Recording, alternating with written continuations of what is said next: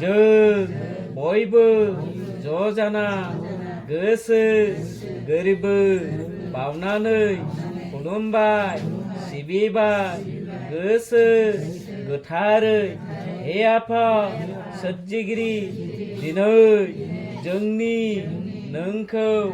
हांख्रायनायाव खुलुमनायाव थालांनाय गोरोन्थिफोरखौ निमाहा होदो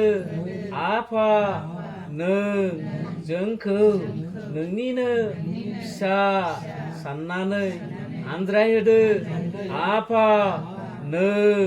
निदान खैफोद आफोद बुहुमनि सानथ्रहायि दुखुनिफ्राय